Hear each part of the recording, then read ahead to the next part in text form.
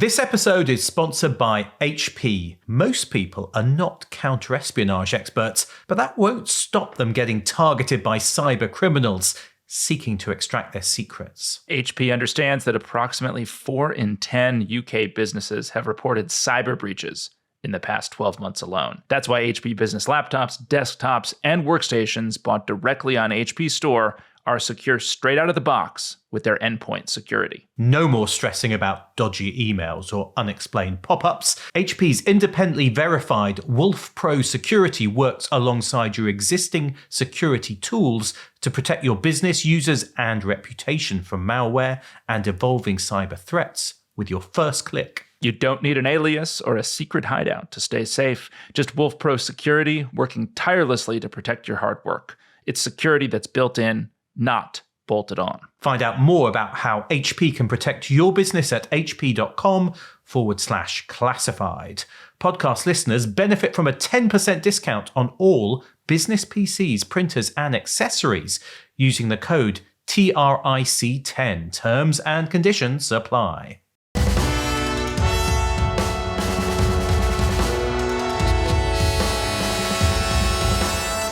Welcome to The Rest is Classified. I'm Gordon Carrera. And I'm David McCloskey. And this is the second in our 4-part series looking at the host bombing of 2009, a devastating event for the CIA in which someone who they trusted turned against them, launching a suicide bombing, which proved absolutely deadly. And I guess the key question that we're going to be looking at in this episode and really through the series, David, isn't it, is can you ever trust an agent, a jihadist who you think you've turned? Someone who had been ideologically committed to a cause, but is now claiming to be on your side. Last time, we looked really at this story of Bilawi, this man who'd been online as a blogger, supporting Al-Qaeda, had become a very prominent and famous blogger in the kind of ecosphere of Al-Qaeda terrorists and their supporters, and who turned out to be a pretty mild-mannered doctor living in Amman, Jordan. The CIA had passed on intelligence to Jordanian authorities. They'd picked him up. They'd interrogated him. They thought they'd broken him. They thought he'd basically confessed, and they'd released him. And the question is, what now, isn't it? Well, the GID is certainly not done with him, because even though he's given them, a host of information about the forum that he's posting on, jihadists who are affiliated with the forum, Bilawi is not obviously in the clear, right? And Ali bin Zaid, this case officer at GID, is still on the case. Bilawi's phone is tapped. He's followed. Reports from the interrogation are passed, it seems, to the CIA. And I think here in this period, after the interrogation and the arrest, the deeper the GID looks into Bilawi, the more concerning his case becomes. We talked in the last episode about how at kind of first blush, Bilawi didn't seem to have any deep connections or any connections at all outside of the forum to radical Islamist groups. And at the end of that interrogation, Bilawi essentially says, hey, that online persona is not me. I was playing at Jihadist online. I'm live action role playing a character. Yeah. But the deeper GID looks, the more troubling this all becomes, because despite Bilawi's claims about opposing violence, it appears that at least twice he tried to join the Sunni insurgency in Iraq, the virulently jihadist part of it run by Abu Musab al-Zarqawi, who's a Jordanian terrorist who ran the Al-Qaeda branch in Iraq for many years until his death. As a backup plan, when that didn't work, Bilawi had canvassed friends and relatives to collect money for the insurgency and had raised just over $1,400, so again, not much, before abandoning the effort. But here we have a couple glimpses of the Abu Dujana personality that he writes under stepping into the real world. After Israel's invasion of Gaza in 2008, Bilawi had tried to volunteer as a Hamas medic to treat Palestinian wounded, right? I mean, you could say, okay, fine. But again, it's a connection with Hamas that he tries to establish. While studying in Turkey, Bilawi had gone to medical school in Turkey. He had flirted with joining or interacted with a terrorist organization that had links to Al-Qaeda. And here in Turkey, where Balawi met his future wife, Daphne, Balawi seems to have become much more conservative during that courtship, really. Balawi had really never been religious before. He had memorized portions of the Quran, but as a child, again, he had regularly skipped Friday prayers, and apparently had, on several occasions, referred derisively to Jordan as, quote, that Islamic country. But Daphne is, it seems, a true believer herself. She had translated these sort of hagiographies about Osama bin Laden and Saddam Hussein. The title of the Osama bin Laden book was Osama bin Laden, the Che Guevara of the East. So obviously this very laudatory biography of bin Laden. The couple, Balawi and his wife Daphne, they name their oldest daughter after, her name is Layla. They name her after Layla Khaled, a Palestinian woman who hijacked a TWA airliner in 1969 and served time in a British jail. And their younger daughter was named after a Swedish-born Palestinian filmmaker who made a documentary about Layla Khaled. So you have these real-world sort of facts that start to pile up after the initial round of interrogation that Ali bin Zaid at GID is starting to log as part of Balawi's sort of case file. Yeah, which all suggests that it's not simply just a persona that he inhabits online while being the mild-mannered doctor in the rest of the world. And I guess that's only emerging after his arrest. And he's been released. I mean, he's back at work, but he's clearly troubled, I think it looks like, by what's happened. I mean, who wouldn't be, having been arrested by the intelligence service and interrogated, but also perhaps by, what he talked about, the humiliation and the impact of having confessed and having talked. Yeah, I mean, I guess you'd have to say, after you're arrested, after you spend several days in a sensory deprivation tank, and after you're treated, even though, Balawi said that he wasn't beaten during his interaction with GID, I mean, you're psychologically tortured, I think is fair to say. He's obviously not in a good spot. His headspace is all messed up after this, right? He's back at work. This is February of 2009. It's been a couple months since his arrest. He's back working at the refugee camp, but he sold his car, which is kind of odd because it's how he gets to work. Typically he sells the car. He's losing weight.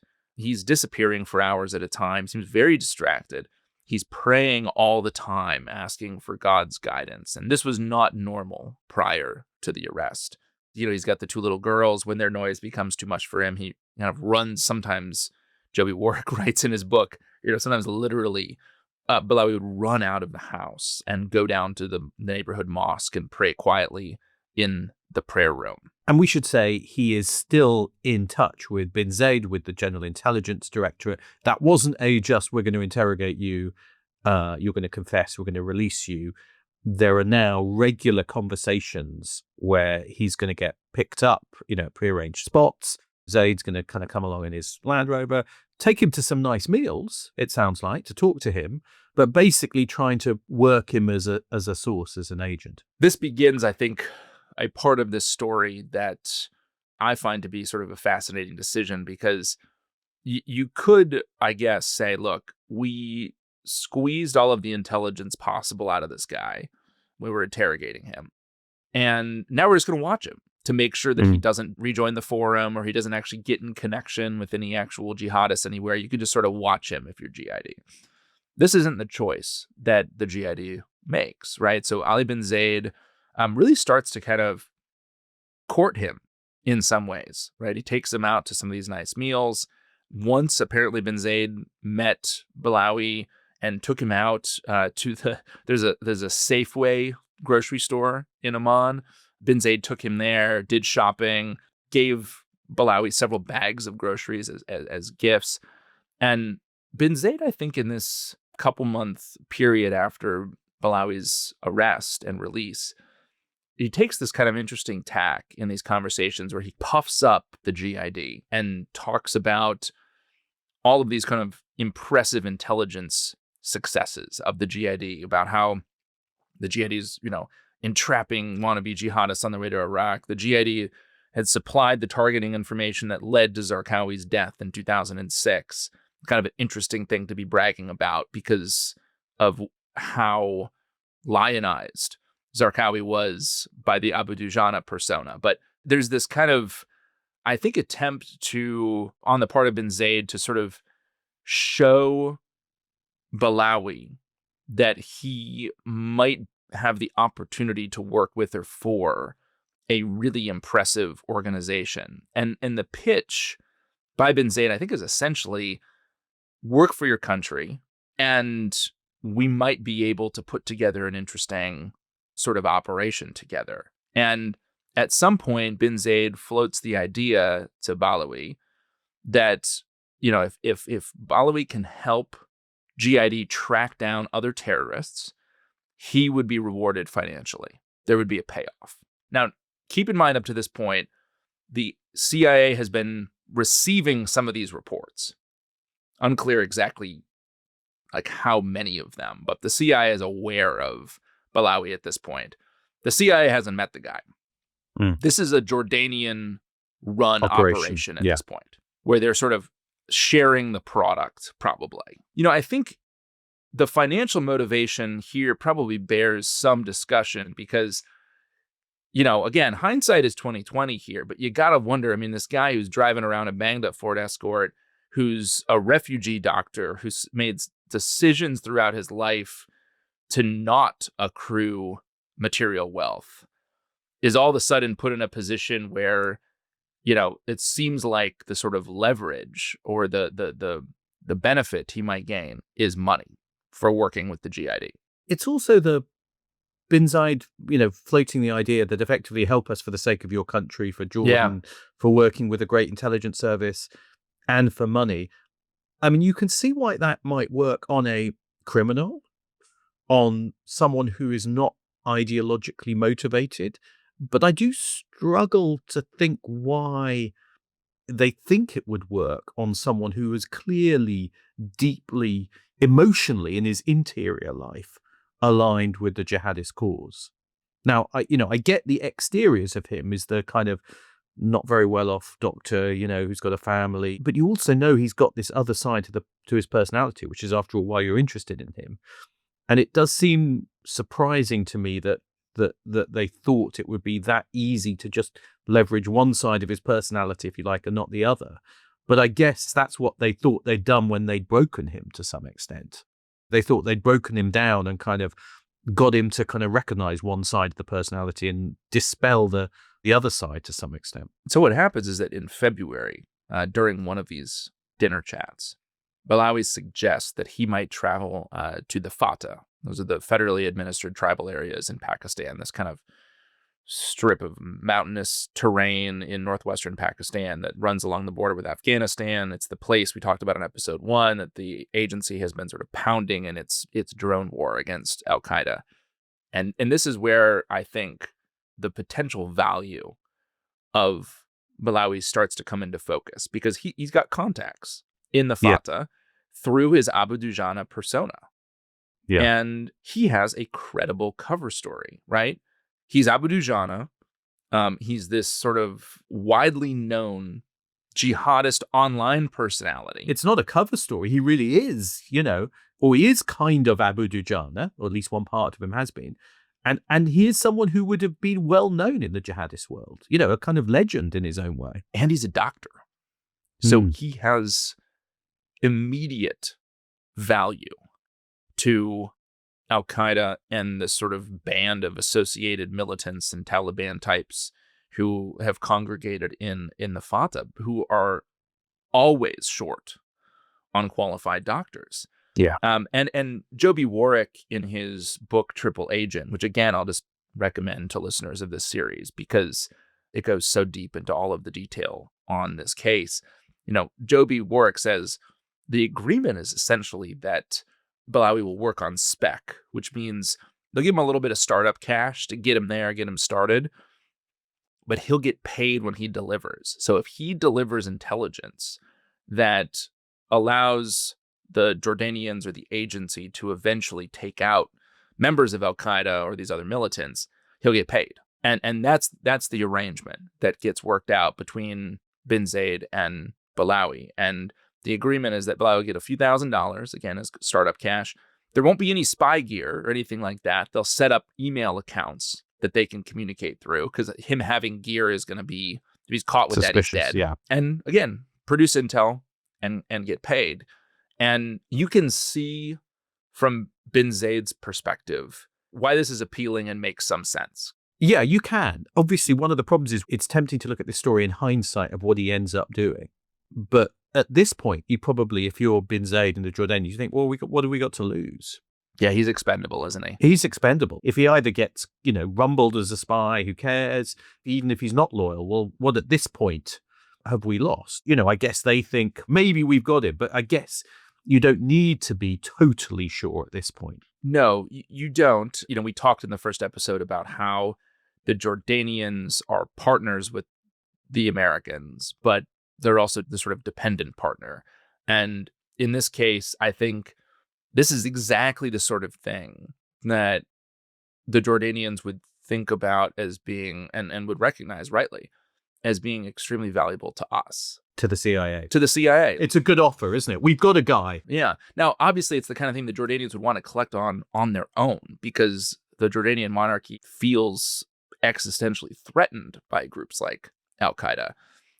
But as soon as you start thinking about Abu Dujana / Balawi's connections in Pakistan and how those could potentially be turned into, a secondary set of connections that get him sort of closer and closer to targets of real intelligence value, it's going to be the case that the Jordanians are going to want to bring the CIA in. Because if you think about the way a case like this would have to be run in Pakistan, all of the agent vetting would really be done via signals intelligence and imagery platforms, some of which are probably drone-based, that the agency runs, not the Jordanians. It makes sense for bin Zaid to bring this proposal, both to his leadership and then once they approve, to CIA. And so the case will be run jointly with the CIA, and the logistics of Balawi's journey into Pakistan come together from there. I think this is the point in the story where, this case is sort of coming into the agency, right? Because again, up to this point, the agency has been aware of Balawi, but they're not running him in any way, shape, or form.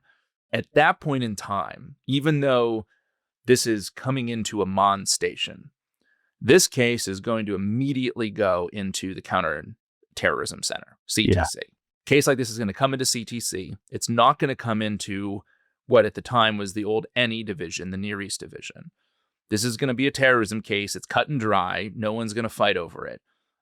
But I do think that the fact that this becomes and will become a CTC kind of front office case is going to end up being really important for some of the kind of headquarters and field dynamics to come. So this will come into the agency. It's a CT case really quickly.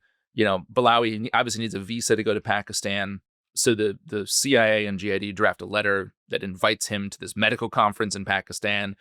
There's maybe a little bit of debate about whether the Pakistanis should be informed about sending him into Pakistan. Of course, we're not going to do that because there's concern that there'd be some penetration inside the Pakistani service that would turn the information over to militants and Balawi would be killed. So the Pakistanis are not informed. The Kama plan is basically an email connection with bin Zaid with some code word kind of language to allow them to talk to one another. Again, no, COVCOM or covert communications gear or anything sexy like that. And his cryptonym, which had been Panzer, it seems, inside the Jordanian system, is changed to Wolf inside CTC. So the final step is purchasing airline tickets, and Balawi is given an open-ended sort of, return flight. Those tickets are hand-delivered by bin Zaid along with the startup cash. And in mid-March of 2009, Balawi announces to most of his family that he's decided to apply to study medicine in the U.S., but he needs to go to Istanbul first for this qualifying exam. It does seem that his wife knew where he was actually headed, and he heads off as a joint CIA GID asset who's going to be run against Al-Qaeda and he heads to Peshawar, Pakistan, with his ultimate destination being the al-Qaeda-infested tribal areas of northwest Pakistan. So there, with Balawi on his way to the heartland of al-Qaeda, on behalf of the Jordanians, think them and the CIA. Let's take a break, and when we come back, we'll see how he fares with al-Qaeda. This episode is brought to you by Attio, the CRM for the AI era. Now, David, people think that spycraft is just car chases and secret codes, but an awful lot of it is just idling around, waiting for the action. It's a bit like starting your own business. You think it's going to be as easy as creating and selling a product, but the reality is business owners spend far too long trying to get their CRM to fit a system not built for them. Attio's AI-driven CRM enables you to take control of your platform, to build something from the ground up that fits your needs. James Bond had Q's X-ray shades, an explosive watch, and a pen grenade. Business owners have Attio's real-time customer insights and platform that grows with them. All tools relevant for your mission to build a company from the ground up. Attio even has something called agent collaboration. Yes, but in this case, that means giving people the ability to let AI work seamlessly in the background for them. Try Attio for free at attio.com/trick.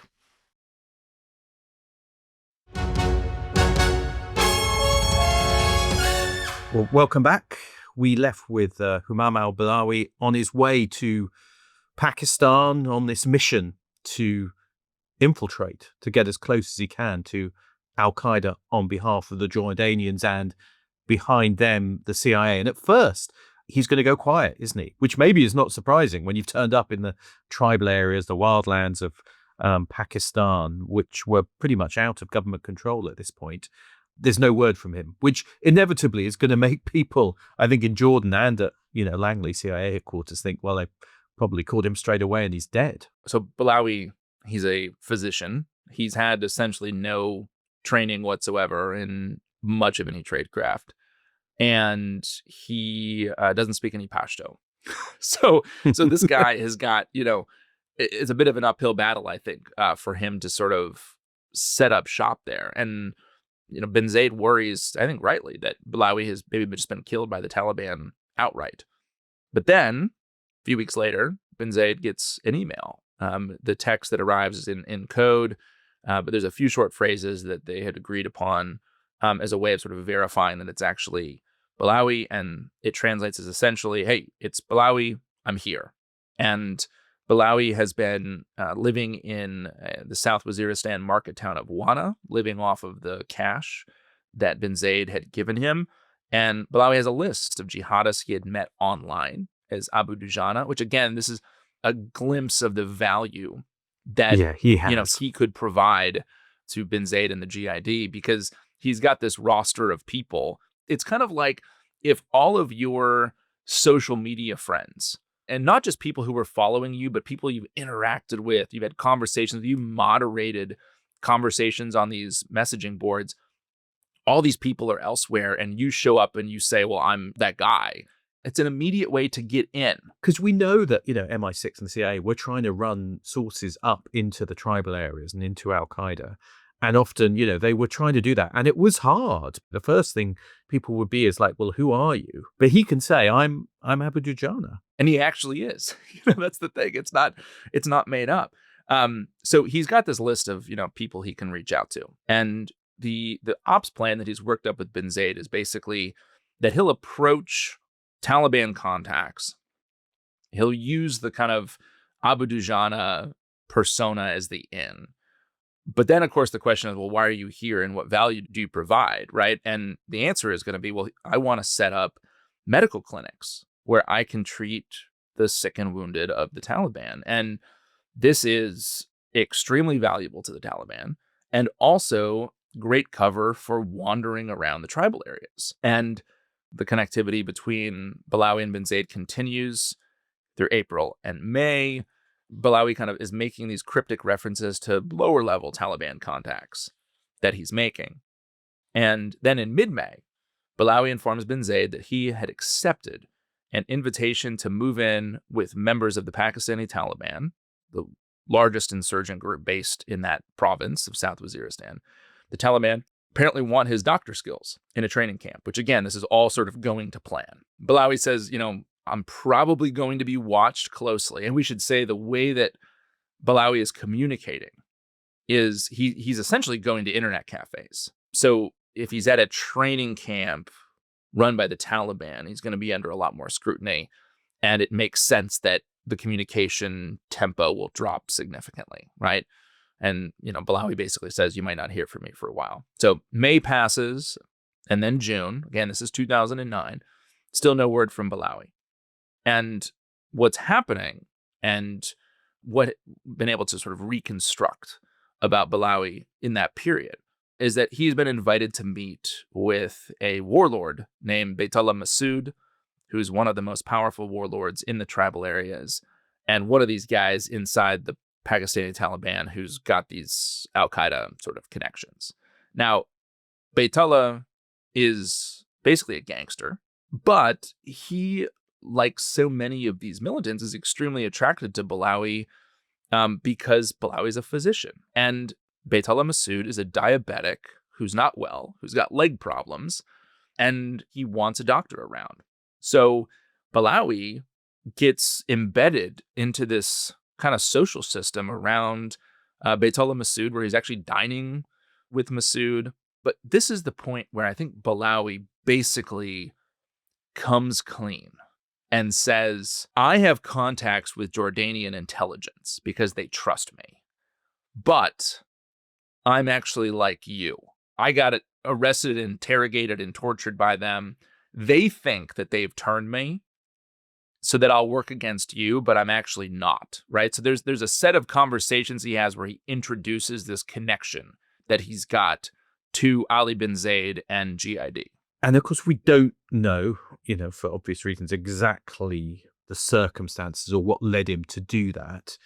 I mean, whether he intended to do it all along, I think it's plausible, isn't it? That all along he thought my loyalties are with these jihadist groups, not with GID, or whether it was when he was out there, he suddenly changed his mind. I mean, we don't know, I suppose, is the truth, but it's interesting to even speculate as to whether he ever really intended on being loyal to GID and to the Jordanians. It's interesting, Balawi's character and personality, because in Joby Work's book on this, he kind of paints this picture of Balawi as almost this blank slate that others are able to kind of write their own script over. So he's with bin Zaid and GID, and he's this reformed former jihadist sympathizer who's now trying to make good and work for the Jordanian monarchy. But then as soon as he's with the al-Qaeda folks and Masood,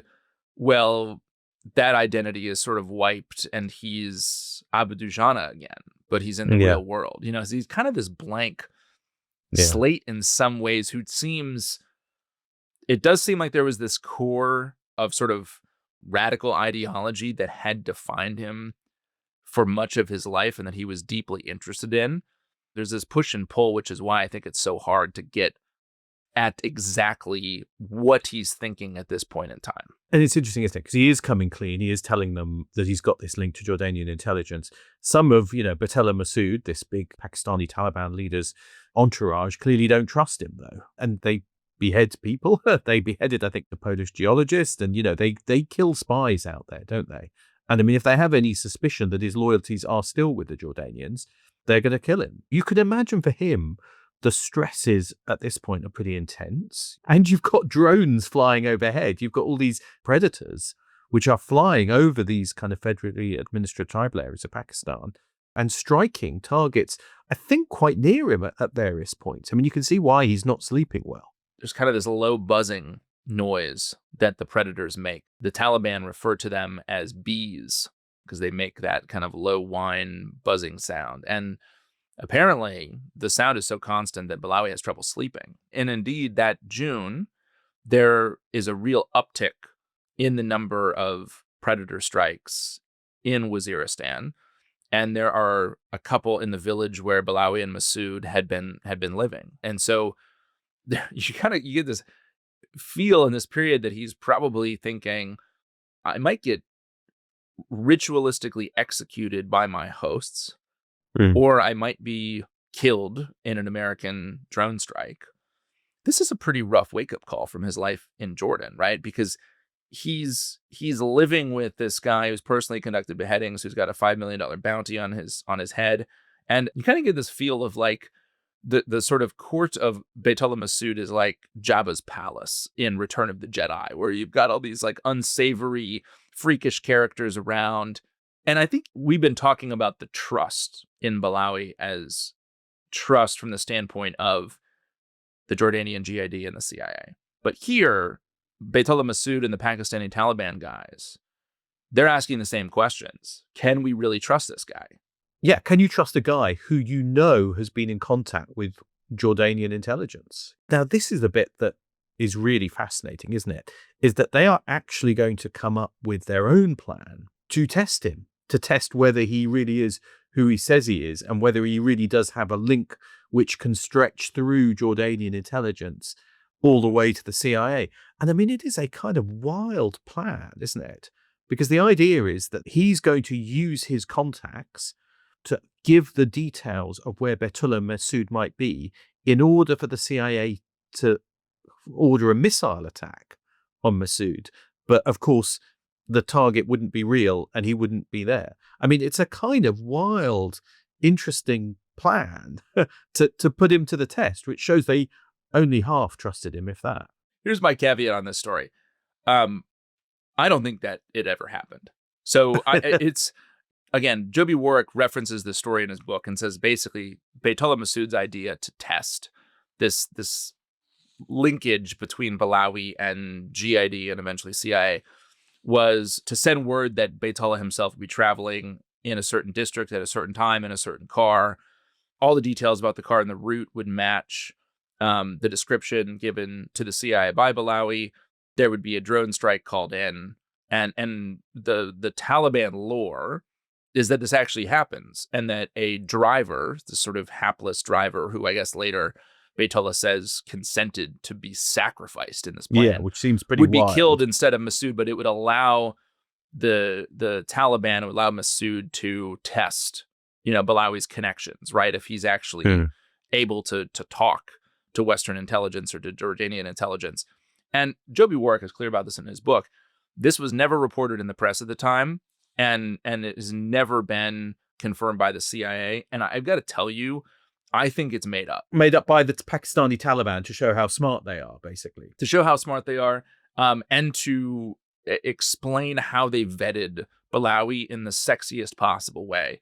Point being, at some point that summer, Balawi convinces his hosts.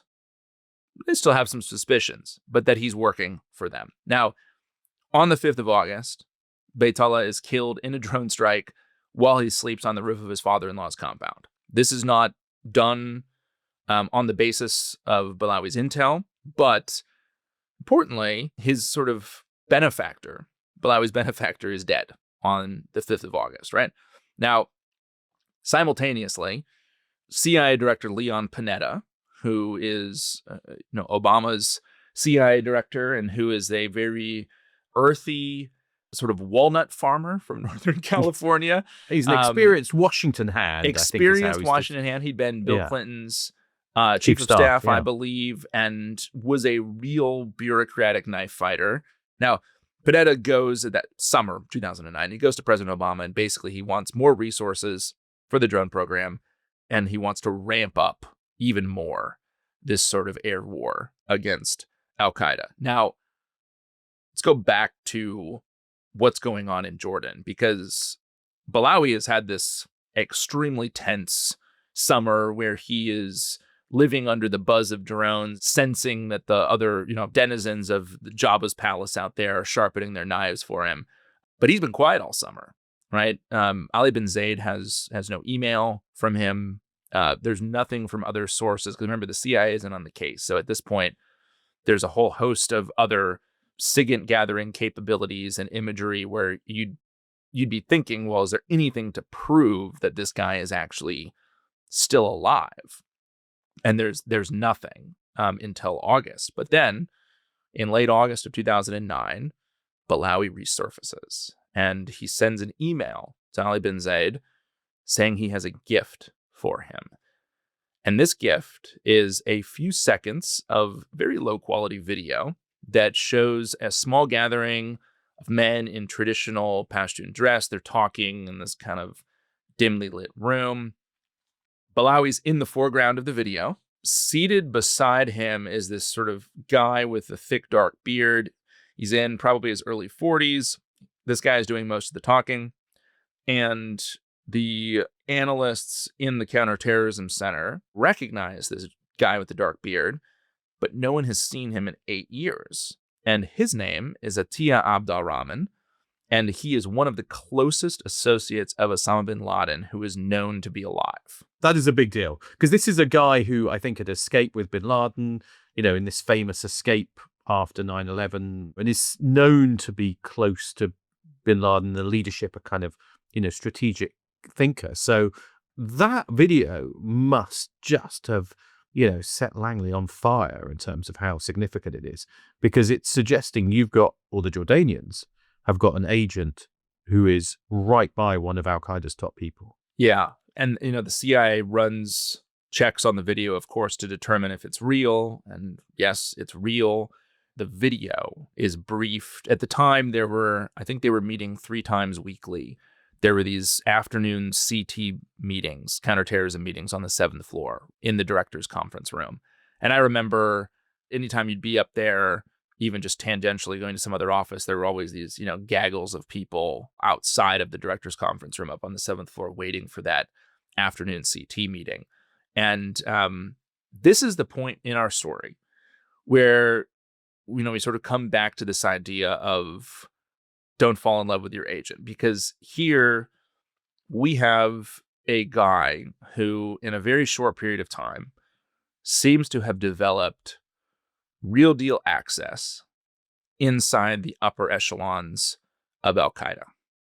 And that is meeting an insatiable hunger on the part of the Obama White House and the 7th floor, the executive floor at the CIA, for something, some lead, to help get inside the senior leadership of Al-Qaeda. And from a Jordanian standpoint, it's kind of the same dynamic where obviously this is important intelligence in its own right.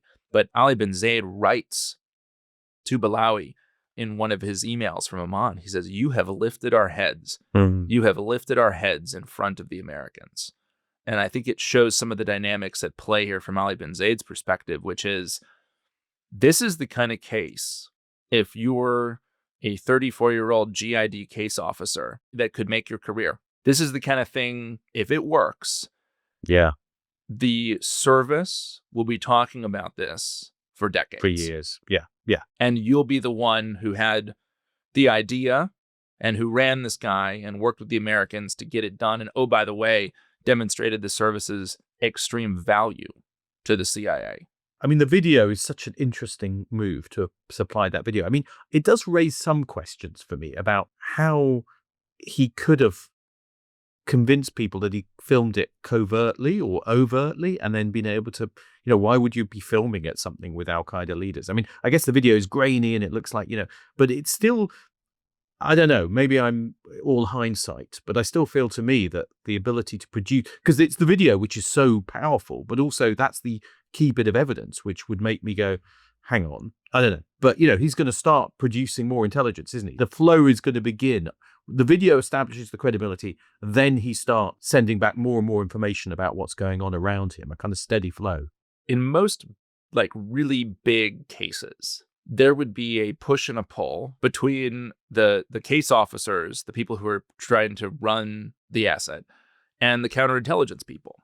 There would be CI rigor that would be applied to a case, where you'd have someone, and the case officers typically hate this, even though they recognize the value of the discipline in general. They hate the CI people because the CI people come in and crap on cases. Yeah, counterintelligence people going, are you sure? Are you not being played? That's their job. Here's 10 reasons why this might be total bunk.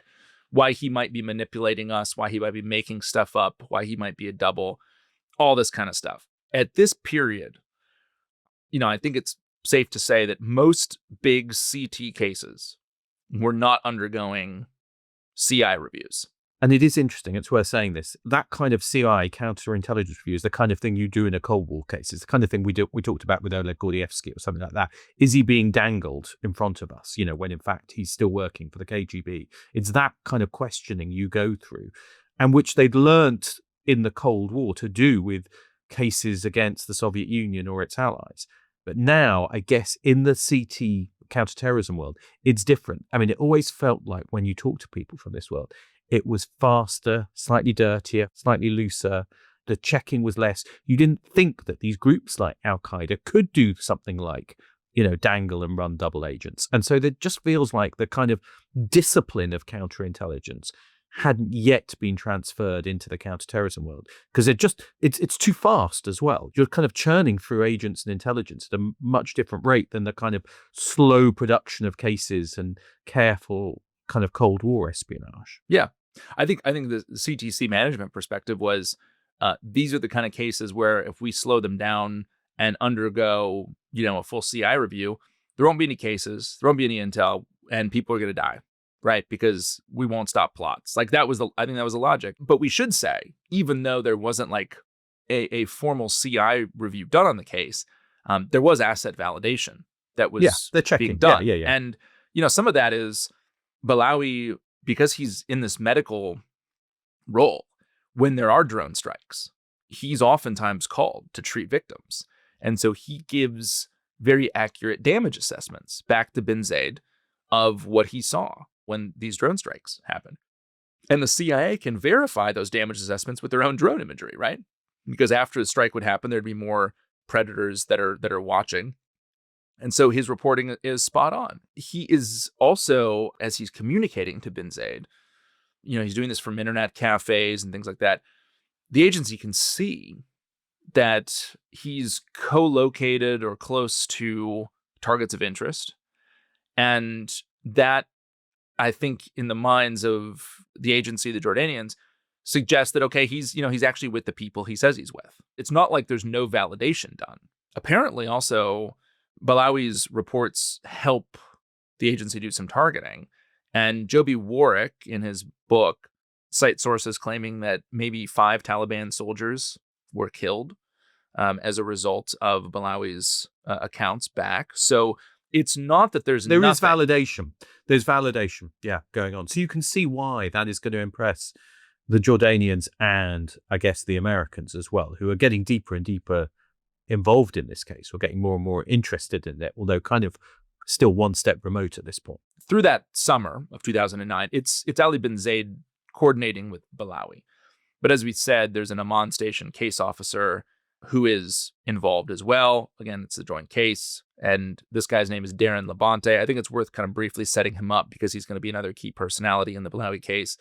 Darren Labonte is a former Army Ranger and CIA paramilitary officer who has already done multiple tours in Iraq and Afghanistan. He is remarkably impressive, and I've spoken to a number of people who knew him very well inside, and he was an absolutely exceptional case officer, extremely patriotic. He had been in the Army before 2001. After 9/11, he rejoins the Army. Then he becomes a SWAT team officer in Chicago. He joins the U.S. Marshals Service, and he applies simultaneously to join the FBI and the CIA, ends up at the FBI for a bit, but then in 2006 joins the CIA. And I think Labonte is teamed up with bin Zaid to run this case. I'll just say, again, I mean, this is the sort of human face of an incredible tragedy. We'll say more about him, I think, later. But to kind of set up where this case is right now, you've got Labonte paired with bin Zaid in Amman, talking to Balawi, who is in Pakistan, and in November, which is, again, roughly a year after Balawi's initial arrest and recruitment, Balawi's going to send another really interesting message into this team. The video obviously kind of, really woke people up to his potential importance. This one is almost, more amazing because Balawi, the doctor, is going to say he's got a patient, and his new patient is Ayman al-Zawahiri. That is the number 2 in Al-Qaeda, Osama bin Laden's deputy. I mean, that is staggering. Because we should just briefly say, he is a very important figure in jihadist circles. I mean, many people would say Zawahiri was actually the brains behind Al-Qaeda. He's very experienced. It turned out to not be true, though. That was the assumption, though, wasn't it? That kind of bin Laden was the front man, the rich Saudi, but actually Zawahiri was the kind of Egyptian brains, the doctor who was older and had been kind of schooled in jihadism right through the 80s. Yeah. And had been as elusive as bin Laden. So, was very much at the top of the list. And here you've got Balawi claiming that he's in contact with him, that he's treating him, no less. It's hard to overstate how big of a deal that is inside the CIA. And importantly, in that email where Balawi says, I'll be treating this guy, he's going to be my patient, Balawi supplies a summary of Zawahiri's physical condition and his various maladies that perfectly matches records the CIA had obtained years earlier from the Egyptians. So again, in this vetting process, you think, okay, that's interesting, and this feels like it's real, because how would this guy know this unless on one level it checks out. On one level it checks out, and Balawi says there's going to be a follow-up appointment in a few weeks, and this is where the case, I think, it takes a really fascinating turn, because I think it's fair to say that once Balawi reports in that he is treating Zawahiri, I think you could make the argument that this case becomes the most important case inside the Central Intelligence Agency. It's obviously it's run as a restricted handling, or RH, case out of CTC, but this is the most important thing that the CIA has going in the fall of 2009, once we get the Zawahiri information.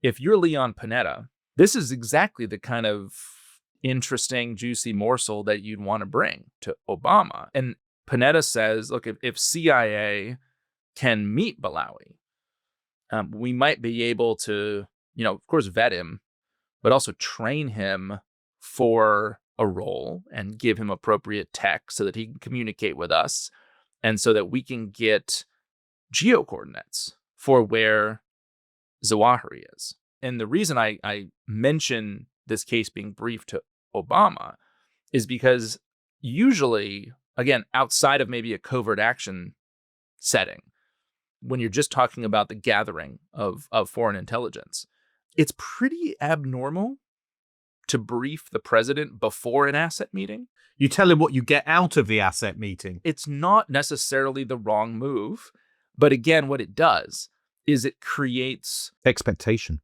incredible expectations for what it'll produce. And I think, as we'll see as we keep going, those expectations are going to filter down through the bureaucracy in a way that is going to impede the decision making. And so this is really remarkable. I mean, it's worth saying the last time they'd had any kind of lead on Zawahiri was 2006, when the CIA had bombed an al-Qaeda gathering that he was supposed to attend. But apparently, he hadn't been there. He'd sent his aides instead. There'd been not really any kind of verified sightings of him for years. Now it looks like the CIA, their Jordanian ally, have a lead who could potentially lead them to Zawahiri, al-Qaeda's number 2 himself. I mean, maybe even, who knows, to bin Laden. It's a tantalizing opportunity, isn't it?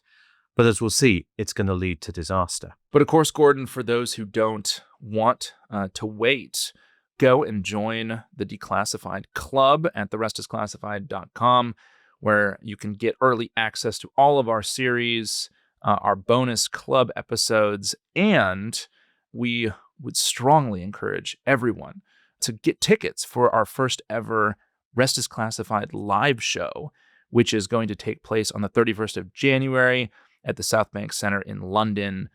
All of the information on tickets you can get in the episode description box. We'll see you next time. See you next time.